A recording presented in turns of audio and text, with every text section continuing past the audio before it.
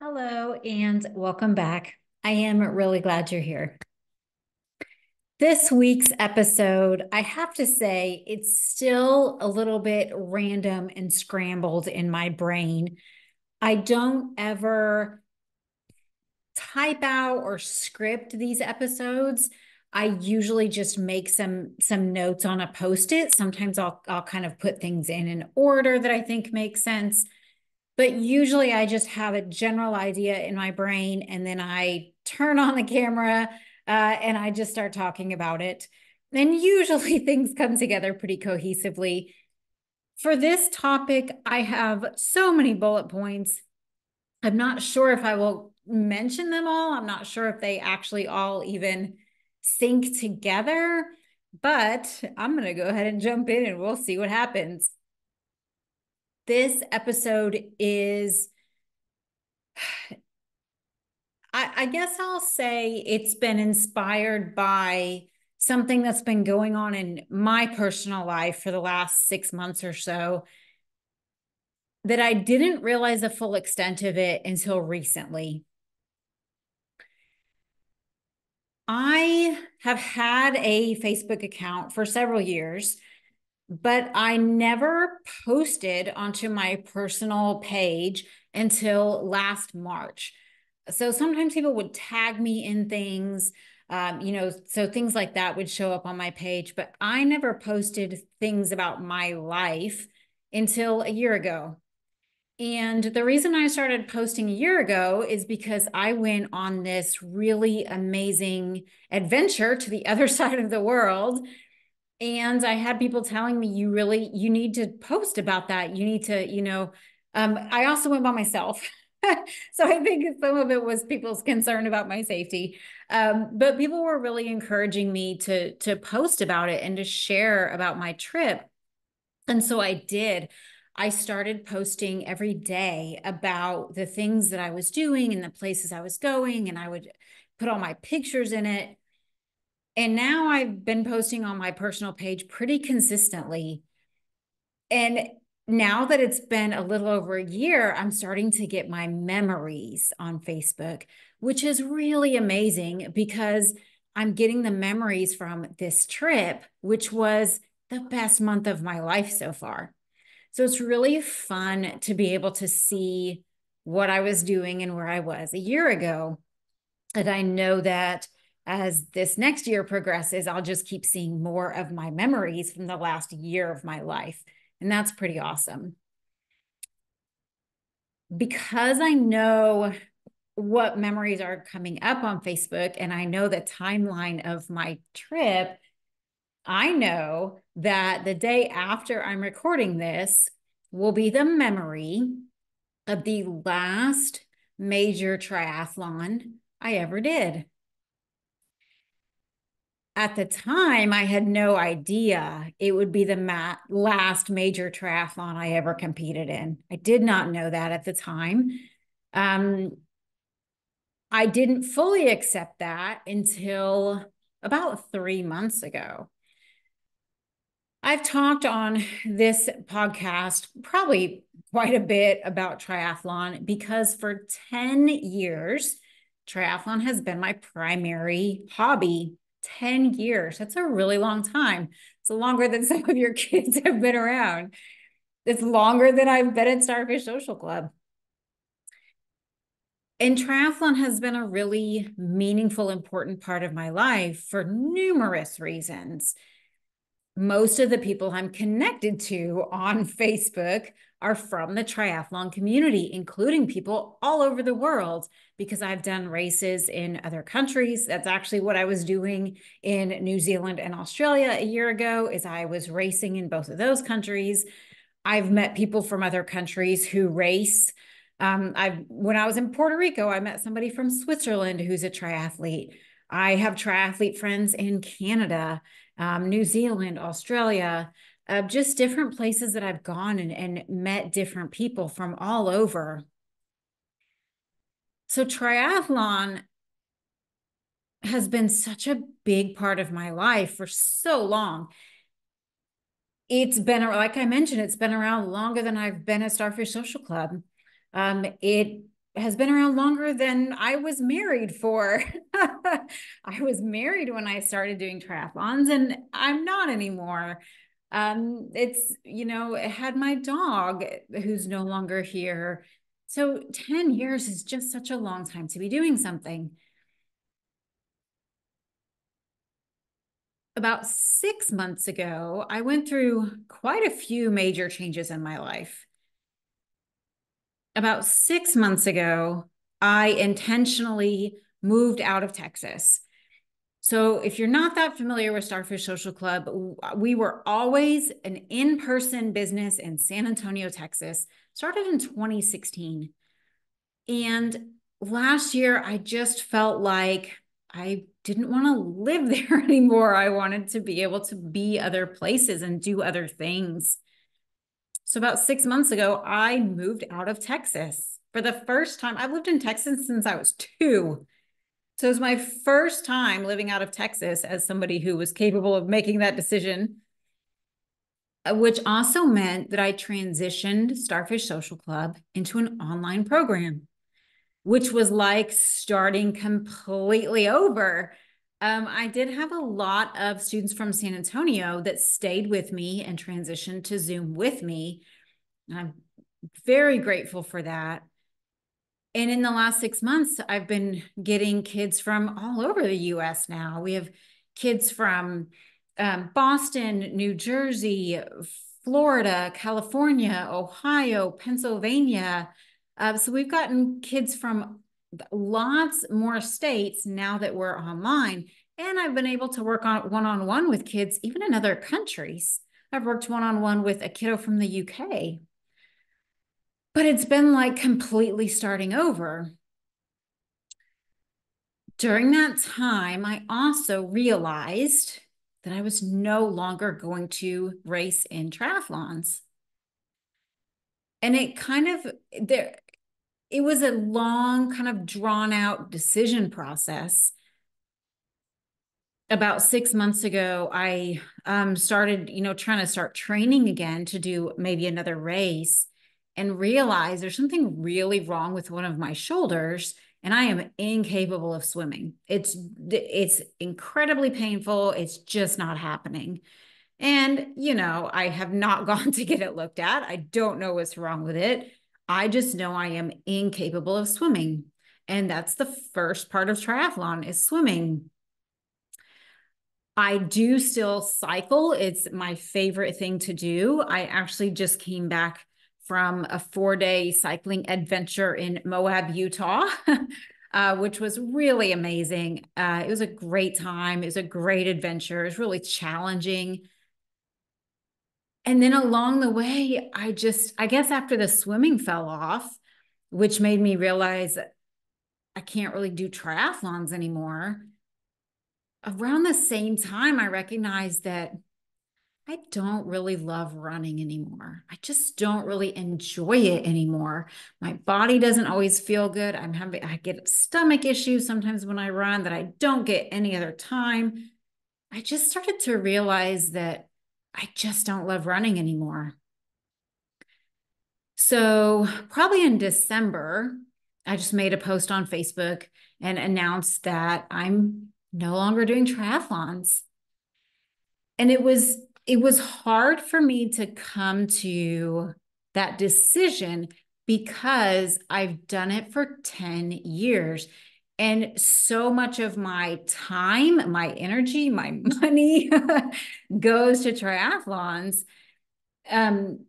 Even as I mentioned, so many of my connections are through triathlon. And so it's become such a core part of my identity. I even have triathlon tattoos. It's become such a core part of my identity. And I realized that that was really a bigger issue, was that it was such a part of my identity. It's so hard to let go of things that we feel like are us. I am a triathlete. It's so hard to let go of that. I'm not a triathlete. I'm Steph. And I can choose different ways to spend my time and my energy and my money. And I can also change my mind. And there's a concept that I feel like we don't give enough credit to, and it's called the fallacy of sunken costs. And it basically says that we humans are more resistant to letting go of something or moving on from something that we've put a lot of time or energy or money into already. We are pretty resistant to letting that go because of how much we've already put into it. So this could be a relationship. This could be a hobby. This could be a degree. It could be a career path. This could be almost anything. But once it could be a vehicle, a house, once you've put a certain amount of time and effort and energy and money into something, we would prefer to just keep going with it instead of doing something different. And so I definitely was feeling all of this stuff around just finally making the decision that I'm not doing triathlons anymore. And it was pretty emotional. And even when I posted it on Facebook, I had several of my friends in the comments saying things like, "You'll be back," or, it's okay to just take a break. And I actually kind of thought those were interesting comments because why? Why can't I stop doing something and have that be okay? Why is it not acceptable for me to stop doing this thing I've been doing for 10 years? It's my choice. It's not like anybody's making me leave. It's not like I'm, doing it for any reason other than I don't want to anymore. So it was an interesting period of my life. The whole last 6 months has been really interesting. But coming up on, I know that tomorrow I'm going to get the memory in Facebook about my last big race, which was in Australia a year ago. And it's been bringing up so much about this concept of who we are and why we are who we are. And I've been thinking about it so much for myself personally. I tend to, when I post things on Facebook, I tend to write, I almost use my Facebook page like a journal. I almost use it. I'm very careful about who I friend on Facebook. I really hate that they're called friends because most of them are acquaintances. But I don't friend people I have no contact with. I unfriend from people when we have gone quite a while and had no interaction with each other. I unfriend people who just kind of spew negativity on Facebook. So I'm pretty mindful about who I connect with on my personal Facebook account. And so because of that, I tend to post a lot of kind of vulnerable personal stuff. And so this will be another one of those posts when I make it tomorrow and this memory comes up. It's going to be another vulnerable personal post about me realizing that didn't know it at the time, but a year ago, this was my last big race. And I've been thinking about how things have changed because of me no longer associating with this thing I did for 10 years. And it's been pretty interesting to just think about how things have changed in my life as a result of that. One of the things that I've started to realize kind of more and more lately that the way I was raised was that both my sibling and I were rewarded for our intelligence. That was our biggest kind of currency, I guess, was our intelligence.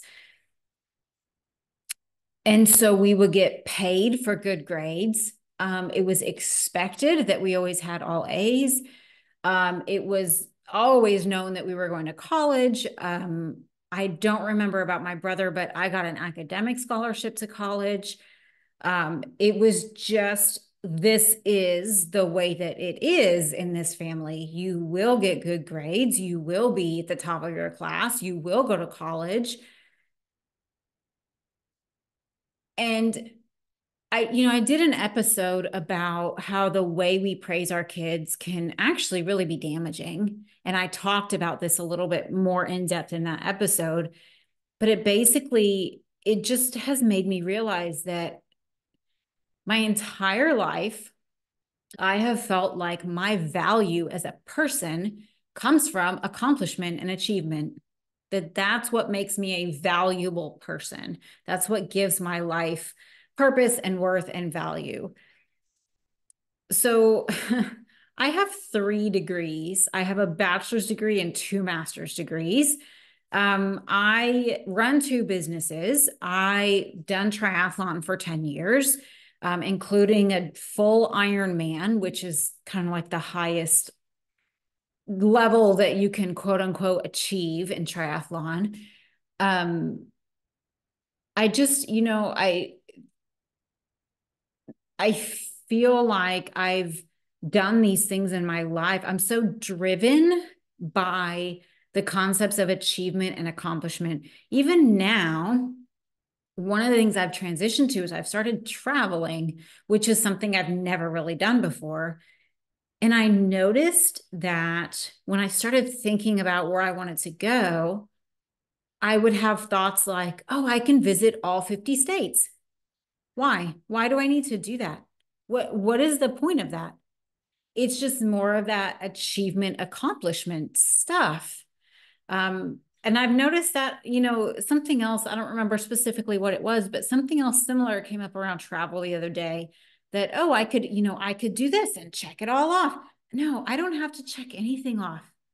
There's nothing I have to do to prove my value as a person. I don't have to keep accomplishing and achieving to prove my value as a person.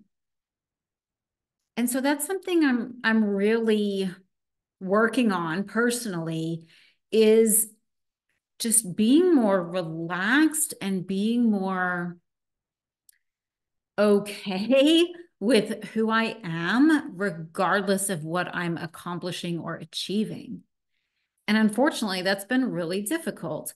It's difficult for me to have days where I choose not to really do anything that day, which, as I'm recording this, I've had lots of days like that recently. And I'm learning to be okay with that. I'm learning to be okay with having a day. I don't watch TV very often, but because I have ADHD, if I start watching a show, I will most likely binge that show. I'm not very good with moderation. So I had a couple of days where I was on my couch binging Netflix. And I'm learning to be okay with that, as long as it's not all the time, as long as I haven't watched the entire Netflix catalog. I'm learning to be okay with that. Another thing that I think makes this conversation really relevant, aside from the timing of my life, is that it is April when this is publishing. It is April, which is Autism Awareness Month,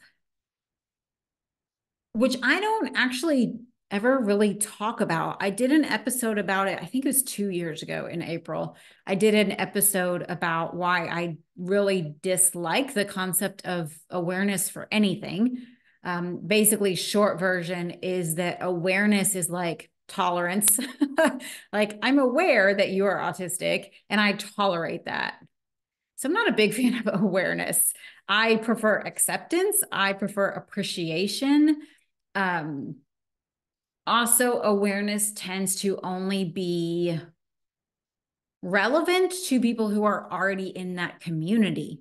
If you're going to go do, let's just say, a cancer awareness 5K, just as an example, most of the people who are going to participate in something like that or donate to something like that are people whose lives have been touched by cancer. You're not very likely to get people who don't have any personal connection participating or donating to something like that.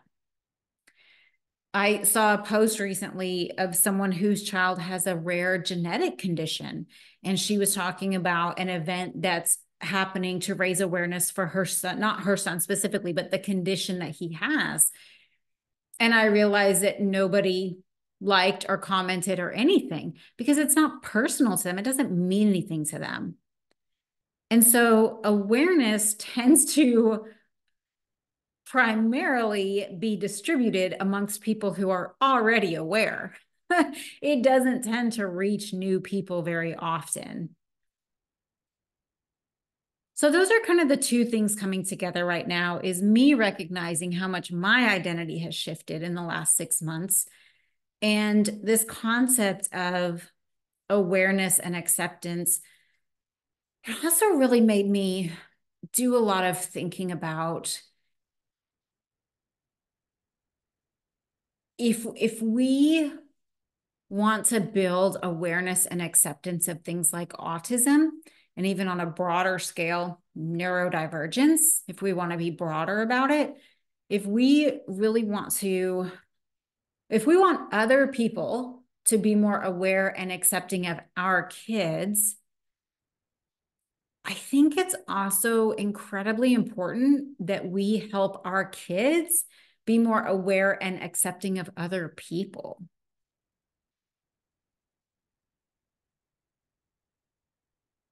I don't know how much people outside of where I live are aware of this. This actually happened very close to where I'm living right now. And so I know that here it's pretty well known.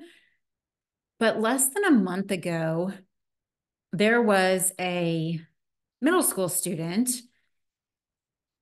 who identified as non-binary, got into a fight in the restroom of their school, was found by staff members of the school, was sent home with obvious injuries from this fight. And the next day, they were no longer with us.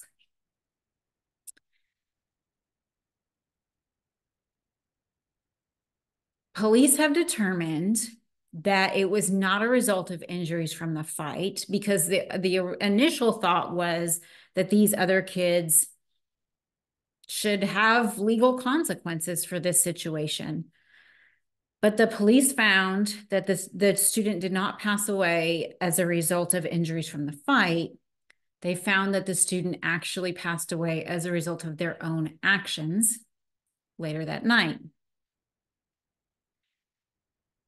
And so then, to me, the hardest part to wrap my head around is the fact that this happened in a school bathroom.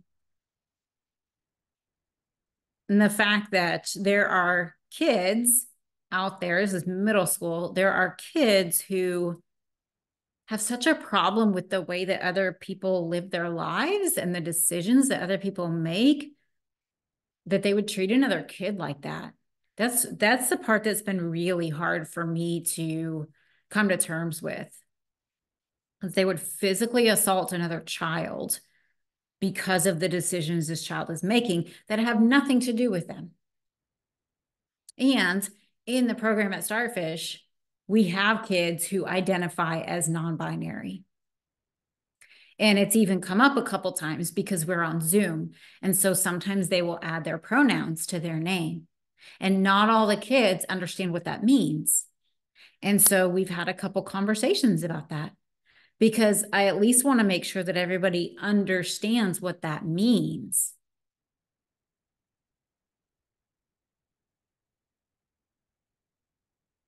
So after it was determined that this child did not pass away as a result of the fight, but as a result of actions they took after the fight, it was then determined that there was no fault because the fight was mutual.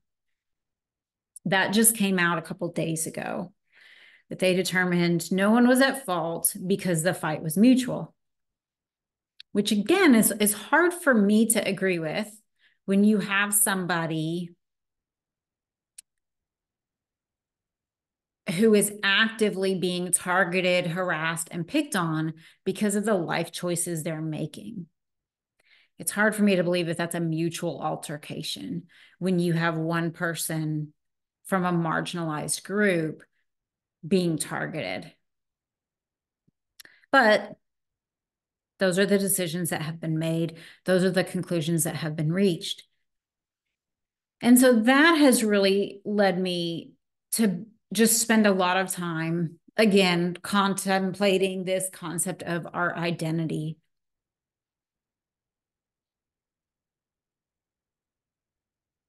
And I've heard this quote. I don't know, I don't have a copy of it, and I'm not sure where it came from, but basically the gist of it is we aren't learning who we are as we get older. We're unlearning who we thought we were. And that quote really resonates with me because I think we're all our truest selves when we're about 4 and 5 years old. I think we can look at 4 and 5-year-olds and we can have a good idea of what that child enjoys, what they like, who they are, what's important to them, what's meaningful to them, what their personality is like. And then kind of society at large just jumps in and we start kind of molding kids into what we think they should be in order to have a job, in order to get accepted to college, in order to have friends, in order to fit in, whatever the case may be, in order to not be so difficult. And I think a lot of the personalities, especially of our kids, tend to get smushed in the process.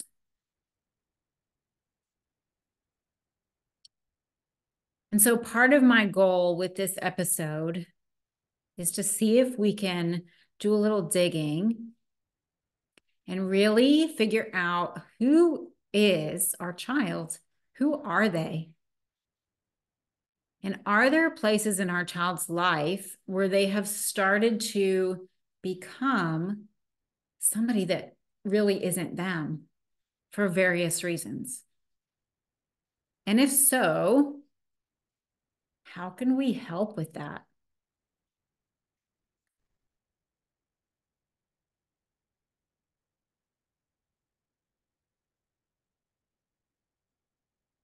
One story I heard, this was a while ago. I was listening to a podcast. I have no idea what the topic was. I don't know who the person was. Just this one thing about it stuck out for me. At the beginning, the guy was talking about, I think he's a famous author or something. I don't even remember, but he was talking about his teenager and that they wanted to dye their hair blue, if I remember correctly. And the point that he was trying to make was that anytime somebody wants to do something outside of the norm, kind of outside of the social norm, we should do more research and more digging and try to figure out what's the real reason behind that.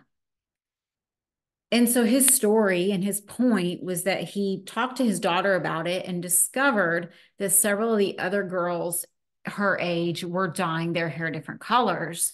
And so really her intention was to be like these other kids.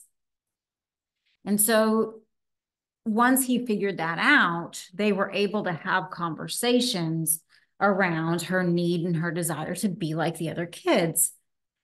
So far I'm on board. Right? I get that. I can see where we're going with this.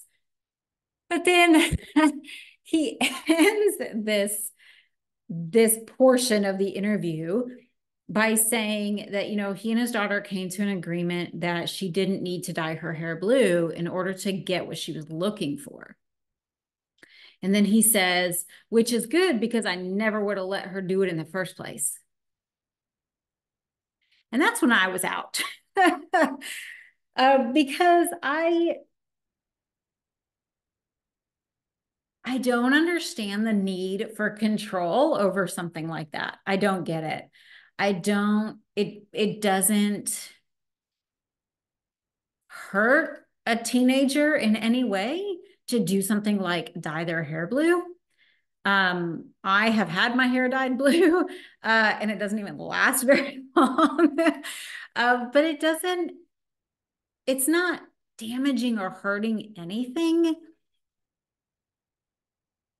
And so that was such an interesting response to me that he would not allow her to do that. And I think one of the reasons that was interesting to me is I guess I feel like I had similar experiences growing up where there were so many things that just weren't allowed. That the expectation of me and my brother was that we were the typical traditional kids. So we weren't allowed to do things that made the family look bad, or, just things that were deemed socially unacceptable or, any other kind of unacceptable. And my brother and I, we're both in our early 40s now. I, um, we were both not covered. Covered isn't the appropriate word. We both have multiple tattoos. Um, I don't remember when his started. Mine started when I was 18. Mine started as soon as I went to college. By the end of my first year in college, I had 3 tattoos.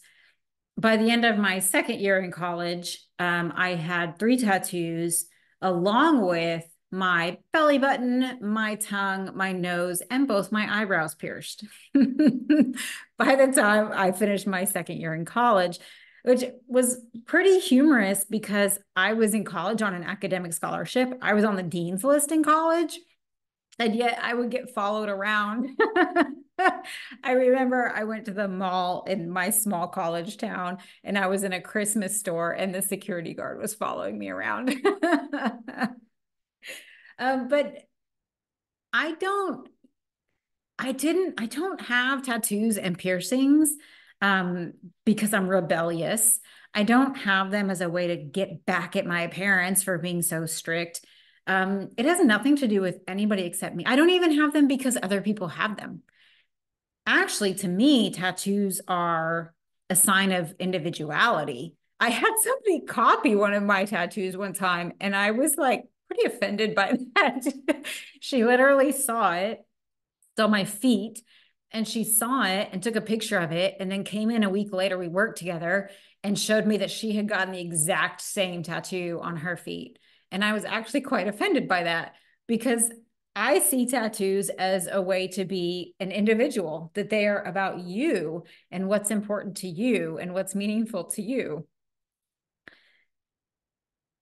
So I think for me, the concept of not allowing a teenager to dye their hair blue, that's just not something I understand. Especially if there could be, what's the word I'm thinking of? There could be, oh, I can't think of the word. But expectations that maybe you do it over holiday break, summer break, maybe a time, not all schools allow that. So maybe it's during a time when there's a break from school. But I think there's lots of things like that kids want to experiment with and try, there's no harm to them. They're just something that kids, even temporary tattoos, right? But these are things that can be done on a holiday break or a summer break, maybe even with the understanding that it's gone by the time you go back to school, that it's not a long-term thing. But I guess I just don't understand having the hard line that you wouldn't allow your child to do that. I think we all, especially those of us with ADHD, we learn so much just by experiencing things.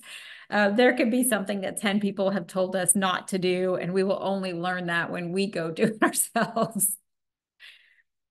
Oh, okay. So let's talk about, with all this in mind, let's talk about, who is your kid? Who are they? How are they showing up in the world? And is this really them? Is this really your true kid? In my experience, personal and professional, most autistic kids do a pretty good job of showing up as who they are, unless they also have anxiety. Because unfortunately, that anxiety causes them to care sometimes too much about what other people think. And it causes them to try almost too much to be like everybody else. And then you get autistic burnout. And this can even be in kids. This can be in kids who spend their whole day at school trying not to stand out. And so by the time they get home, they are emotionally and mentally exhausted. You can get this in adults at work who are trying to meet all the demands of their position or the expectations of their supervisor, even though the way their brain is wired doesn't really allow for that to happen without maybe having some accommodations. You can have this in relationships with people feeling like they need to be a little bit different in order for someone to love them more or to want to be with them. With ADHD, I feel like we do a really good job of being ourselves when we are around other people like us. I think even at Starfish Social Club, just seeing the kids authentically interact with each other, it's it's just one of my favorite things that happens in my life is just being able to hang out and watch the kids authentically interact with each other, because nobody's belittling anybody for anything. Nobody's putting anybody down. Even times where I remember we had a high school student talking about cartoons. We have a college age student that really likes to watch shows that are more geared toward kids. But nobody is rude or disrespectful to each other based on what they enjoy or based on their hobbies or based on even some of our kids have speech impediments. Again, I mentioned some of our kids are non-binary. Some of our kids have different religions. Some of our kids, there's just so many things, every one of our kids is so different. But in our environment, they're all so different. And so there's not judgment or shaming around kids' differences. So I think there are times and places where our kids show up as their authentic selves. And there are times and places where they have learned not to. I think it's really important that we identify which is which. Where are the places and when are the times that our kids feel most comfortable being who they are? And where are the places and when are the times that they don't? And is there anything we can do about that? I am a huge believer in the concept of school choice. I am on the board of a charter school in San Antonio. I have worked in neighborhood public schools, charter schools, and private schools. I am just a huge believer that we all deserve choice in everything. So I don't think any school type is better or worse than any other school type. I think different school types work better for different types of kids. So I think that's a great place to start is school. Who does your kid show up as when they're at school? Are they stressed out? Are they anxious? Are they avoidant? Or are they ready to go and they're calm and they're comfortable? Who does your kid show up as in their extracurricular activities? What about when they're hanging out with the people that they consider to be their friends? Who do they show up as?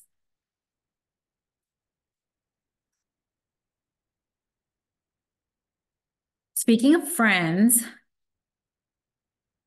one of the big changes that's happened as a result of me no longer participating in triathlons is that people who used to be my friends have now become my acquaintances. I've definitely noticed that also because I moved. So I no longer live where I used to live, and I'm no longer engaging in this hobby I used to engage in. And there's a concept when it comes to people in our lives that people, I've heard it said a couple different ways, but the one that I like the best, because it rhymes, is that everybody is in our life for a reason, a season, or a lifetime. I think a reason is just something that happens and you and this other person become connected, but you may never actually see or talk to them again. You're just connected because of this one thing that happened, which could be long term. It doesn't necessarily have to be like one instance in time. It could be long term, but it's if that reason didn't exist, you and this person would not be connected. A season is a period of time. Usually it's when both of you are in kind of the same season. For example, it could be that you guys are neighbors. In the case of our kids, it could be a school year. Maybe they're connected to this other kid because they sit next to each other. But the next year, they're not in the same class anymore. Okay, so that would be more like a season. For me, triathlon. Now that I'm not in triathlon anymore, I'm noticing how many of the people in my life were only there for a season. The season happened to be a decade, but I'm noticing how many people are just kind of no longer engaging. Even when I post things on, on social media, they're just no longer engaging because I'm not talking about triathlon. It's interesting, actually. Um, Even, Starfish Social Club, there are some people who engage with Starfish Social Club for a reason. Maybe they just wanted a one-on-one session. Maybe they just wanted an 8-week session, and then they're gone. There are people who are here for a season, which obviously is an indeterminate amount of time. People who are here for a year. There are kids who've been here for 6 years. But regardless, it's a season, right? I'm not going to still be supporting these kids 20 years from now because that season will have come and gone.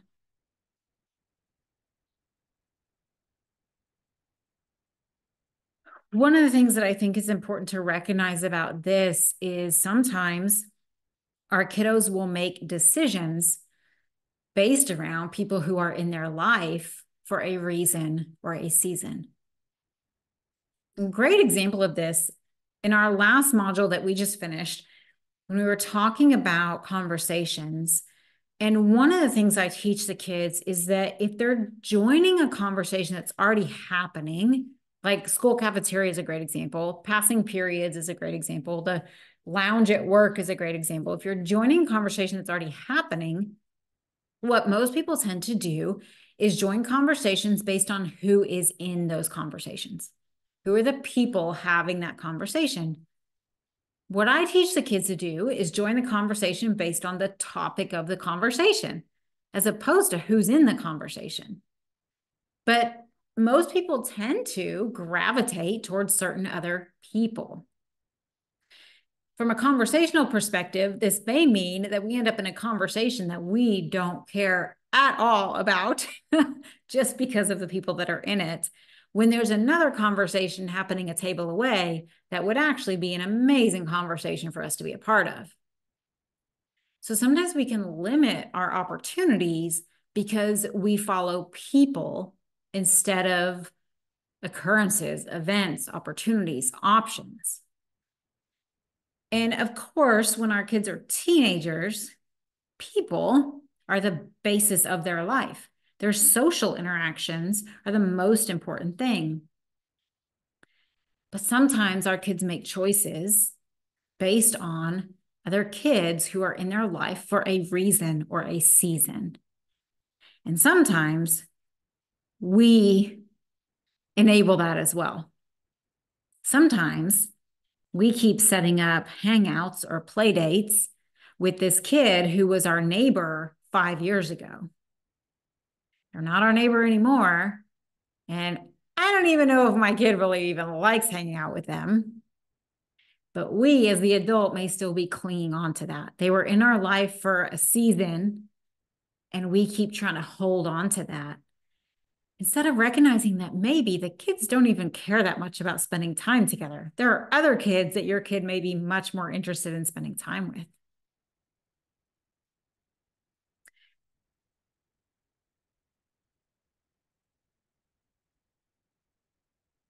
I think paying attention to how our kids show up in different environments, paying attention to how they show up around different people.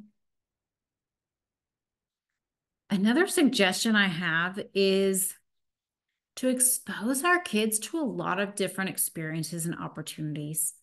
And I know that sounds a little counterintuitive when we're talking about, especially autistic kids who tend to like sameness, consistency, routine. It can be really challenging to expose them to a lot of different things when that's not really what most autistic people are designed to want in their lives. For ADHD, usually we're like, yeah, something different every week. But most people's brains are naturally wired for consistency and sameness. So I want to give you a couple strategies on how you can expose your child to different things. From a personal perspective, I think this is incredibly important. And I think it's something that I didn't have growing up. And I think it really, even now, at the age I am now, I learn about things, I read about things, I experience things that I was just never aware of. I just didn't even know.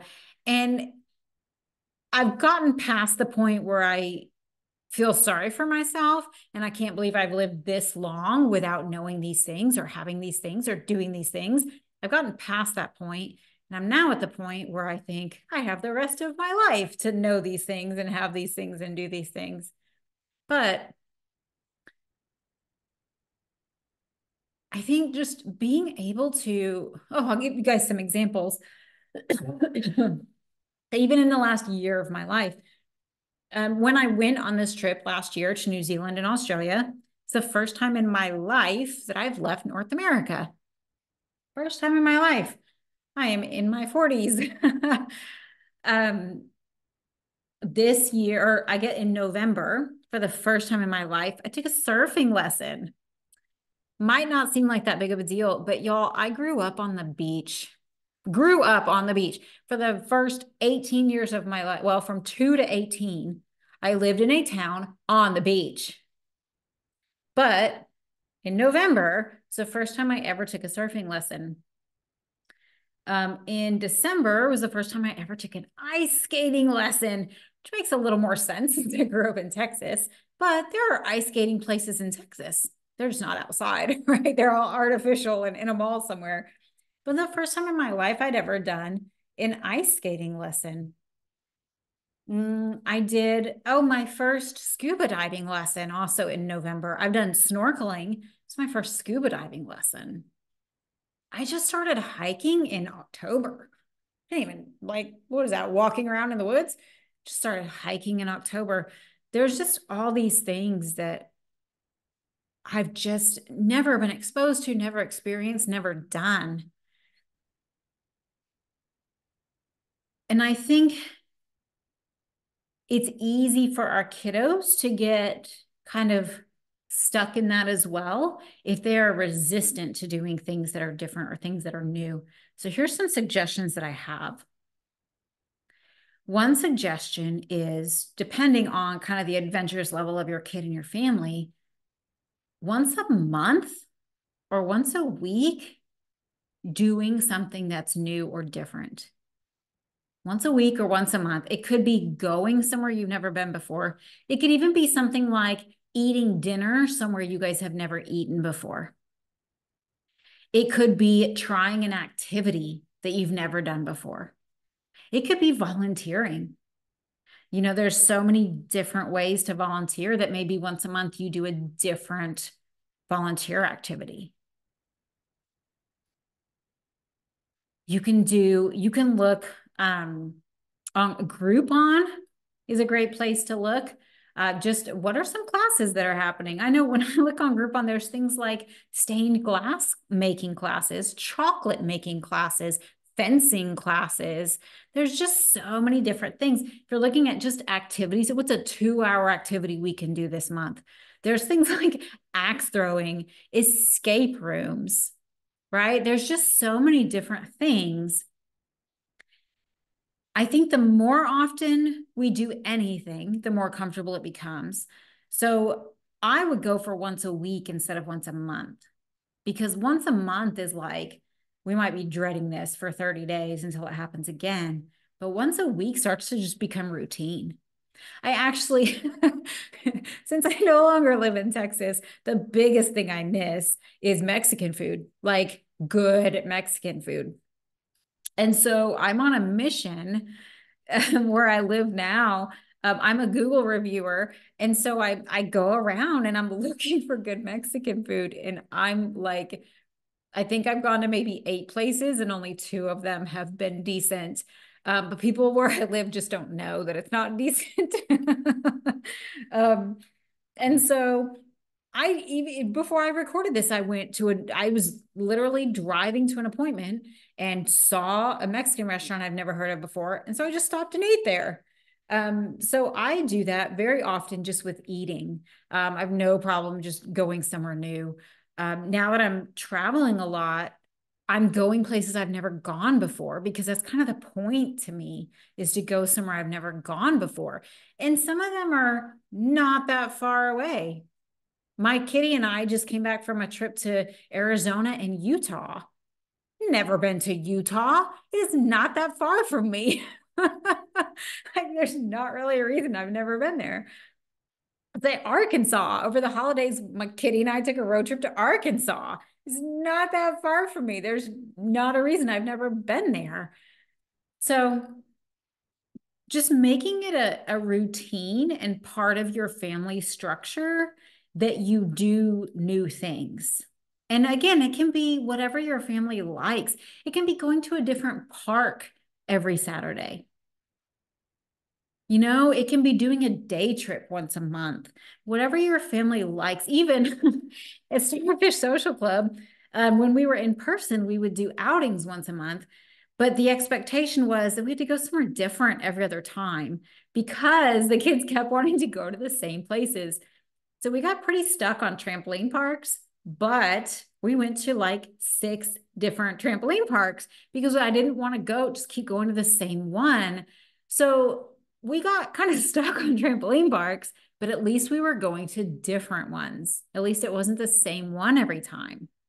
So even something like that, putt-putt golf, bowling, even if it's the same activity, where else can you do that activity? Okay. So that's a suggestion I have for just helping your kiddo experience new and different things. I often wonder if there are things that we could have been really genius at, but we've never been exposed to them. And even like, it's just, this is a really silly example, but like, is there something that your kid could go to the Olympics for, but they've never been exposed to it? I just think about stuff like that sometimes. I was exposed to so little growing up. Like we lived in a very small town, 45 minutes away from the closest city, which was a really small podunk city to begin with. There's not a lot happening when I grew up. And then I went to college in a small town. So I just am not, I didn't grow up being exposed to much at all. Okay, I think I've made that point. But I really am a big believer in just exposing your kiddo to different things. It also builds self-confidence. It builds independence. It builds decision-making, problem solving, social skills. I mean, there's just so many benefits to being able to expose our kids to different things. And if you are not interested in that, like I'll say one of my parents growing up, very sedentary, totally fine just sitting around the house all day, every day. If you are not interested in doing different new things with your kiddo, find someone who is. It could be a babysitter. Maybe you sign them up for certain types of classes or clubs. It doesn't even have to be you. It could be somebody, somebody that you hire or somebody that you know, or a group that's already doing things like that you can plug your kiddo into. It could be maybe you swap with someone else's kid. Maybe you really like going to see a different movie every week, but your kid wants to go do something active. Maybe you can swap with somebody else's kid. Which also makes me think about the concept of quitting things. I heard it was some documentary I was watching, it was years ago, about an Olympic gymnast. And I don't remember who the gymnast was, but she was talking about how when she was growing up, there were so many times that she wanted to quit, which is very understandable, right? Actually, not a fan of child athletes. Not a fan of that. I think people need to be old enough to make their own decisions before they get put into a life like that. But I digress. So she was saying that I don't remember if it was her mom or her grandmother that she grew up with, but basically that the rule was she could quit at any time as long as that decision was made when she'd had a good session. And I love that. I really love that because we all get tired of things and want to quit things when they're rough and when they're difficult and when they're not fun. Right? We all feel that way about stuff, but we don't usually feel that way when we're having a good time and it's fun. And I even use this sometimes at Starfish Social Club. Sometimes I'll have parents that email me and say, hey, so-and-so didn't have a great time today. He's saying he doesn't want to go back. And one of the things that I will suggest is next time they're here, take a picture of them when you guys are leaving. Because almost every time that we finish a session at Starfish, a group session, or even a one-on-one session, kids are in a great mood. Like we've had a great time. Sometimes things get a little bit awkward. Sometimes somebody doesn't have a great time. Totally fine, totally expected. But take a picture of them next time they're leaving and then remind them that almost all the time they actually have a good time. You can do the same with your kiddos. Let's say you sign them up for a season of baseball. They can quit at any time as long as they quit on a day that they had fun, because they're not very likely to do that. Unless, of course, obviously there are caveats to this. If there's issues with, other people on the team, if there's issues with other kids, if there's issues with the coach, obviously some discretion has to come into play here. But in general, you can quit when you're having a good time. My last 2 races for triathlon, second to last race, my last 3 races were New Zealand and Australia. Oh my gosh. In New Zealand, I got my record for my fastest swim ever. Which again, I've been racing for 10 years. And in Australia, I got my record for my fastest run ever. And then back home, I did a race at the end of May, which I didn't know at the time would be my last race. And I got my fastest bike time for that distance of a course ever. And I had a bunch of friends that did that race because it was a local one. It's great times. All 3 of those races were so fun. So I didn't leave triathlon because I was upset and angry and bitter. I left it because I just realized after taking a break for a bit that number 1, I can't swim anymore. And number 2, I just don't really enjoy running anymore. That's it. And I still cycle.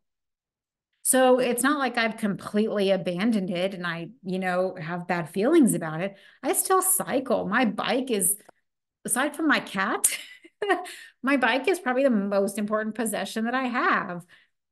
I won't say aside from my cat because she's not my possession. She is a being who has chosen to live her life with me. So my bike is probably the most important possession that I have. It's very meaningful to me. It's very special to me.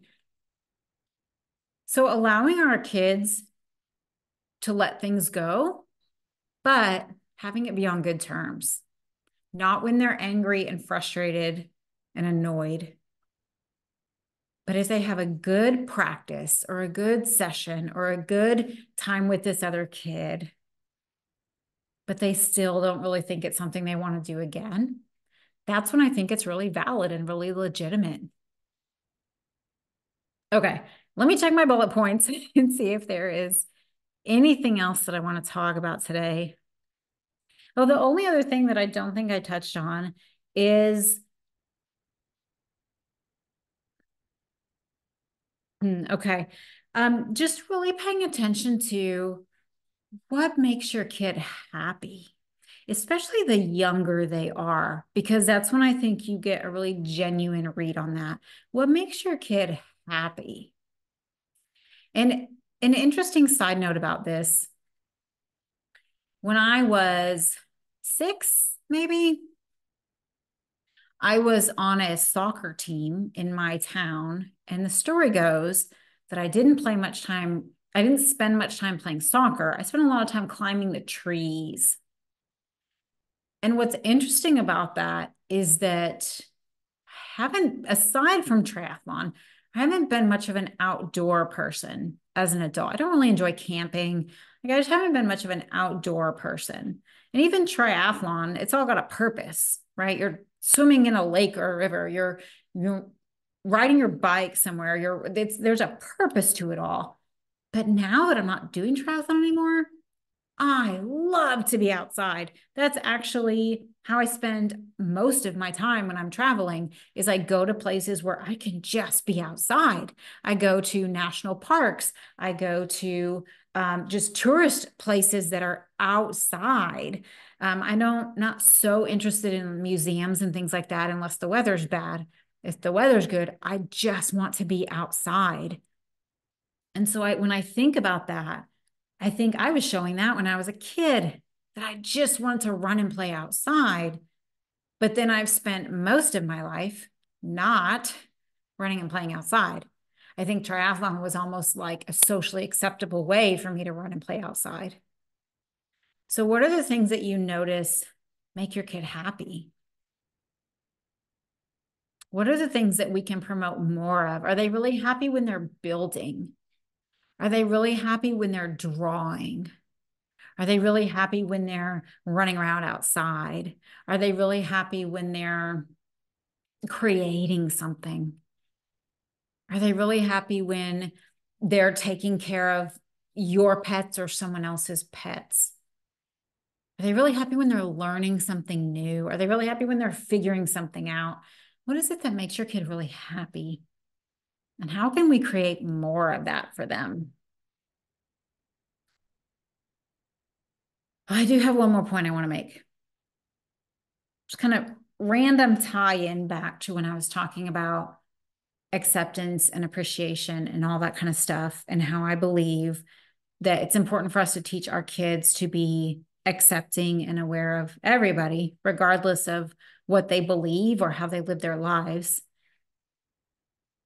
And I think just this concept that goes around sometimes about how if we teach kids about X, whatever you want to insert for X, it will make them become X, right? That's an argument you hear sometimes. If we teach kids about being gay, it will make them become gay. If we teach our kids about, I don't know, what's another good one for that? Even a different religion, it will make them become that religion. And that's just absolutely not true. But what I do believe, I don't believe it makes them become something that they weren't already. I believe it makes it okay for them to be that thing. And I have an example of this that sticks in my brain. This was years ago, 4 or 5 years ago. I had a student at Starfish for a couple years, and he was 12, 13, 14, 15. I had him, kind of for a span. And I could just observe him. And I really felt like when I observed him, that if he knew what it meant to be gay, that he would identify with that. But I could also tell that he didn't know. It was like I could tell that he was not even aware that was a thing. He went to a very small private religious school. So he wasn't really exposed to stuff like that naturally, like some of our kids in larger schools are. And I just remember feeling like, I wonder how old he's going to be when he's at least exposed to that concept. And maybe I'm wrong. Maybe he wouldn't identify with it. But I remember just feeling bad for him that he didn't even know that was a thing. It's almost like if any of you listening were diagnosed like I was late in life, and it's like you never even knew the whole time that this was a thing and that you could be this thing. And there's this feeling of like, God, I wish I would have known 20 years ago. Even for some of our kids, maybe they weren't diagnosed till they're 15. And you have that feeling as a parent. I wish I would have known when she was 5. And so I just feel the same way for the choices that we are all able to make for ourselves, the choices of the religion that we choose to believe in, the choices of the holidays we choose to celebrate, the choices of the gender we choose to identify with. I just think there's the people that we choose to love. I think sometimes I don't believe that exposing our kids to these concepts makes them these things. I think it makes it okay for them to be these things. And I have to say, the couple of kids that I've had in the program that identify as non-binary actually makes me so proud. It makes me proud of them for choosing to identify the way that they believe, because I know there's a lot of kids who don't out of fear or intimidation or whatever. It makes me very proud of the kids for choosing to identify in the way that feels right to them. The same, I've had kids as young as 11 talk about being gay or bisexual. Kids as young as 11 have had conversations with me about that. And again, I'm so proud of them for honoring how they feel. Sometimes it's not always long term. Sometimes it may be something somebody's exploring and kind of thinking about. And sometimes, they may change their minds later. But regardless of whether it's temporary or forever, it makes me really proud of these kids for being brave enough to acknowledge who they feel like they are.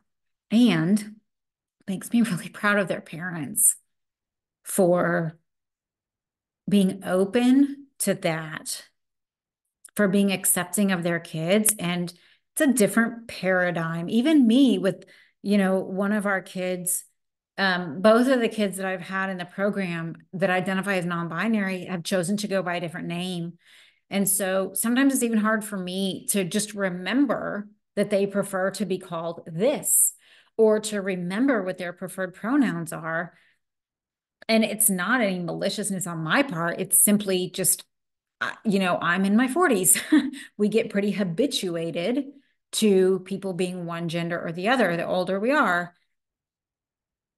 And so I've talked to several parents who, gosh, are just putting in so much love and time and effort into parenting the child that is showing up in front of them. And I just think that's so brave and courageous and amazing to parent the child that shows up in front of you. Whether that's a child who's autistic or ADHD or non-binary or gay or whatever it is, whether they decide they're going to practice a different religion than you practice, whatever the case may be. I just feel like it's really brave of kids, and I feel like it's really brave of parents to be able to honor and respect their kids for being who they are. Okay, I think that's it. I think I actually hit on all my bullet points. But yeah, I hope this was helpful as I'm going through my own transitions and just recognizing how it's changing my identity a bit.